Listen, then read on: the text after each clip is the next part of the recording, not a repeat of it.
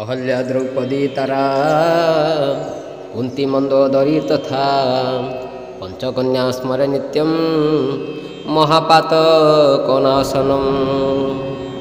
ये होती पंचकन्या। एमाने पंचसत्य कहुए। एमाने सबुठारु यही पंचकन्या को स्मरण करी जो मैंने सकाଳେ सज्जा त्याग करती दिन सारा से शुभ होता है। यह आमर हिंदू धर्मर मान्यता अच्छी। ये मैंने होती अहल्या।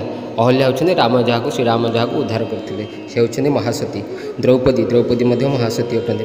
पांचाली कह द्रौपदी ना अन्य नाम है पांचाली से महासती। अहल्या द्रौपदी तारा तारा है बाणीकर स्त्री से महासती अटंती।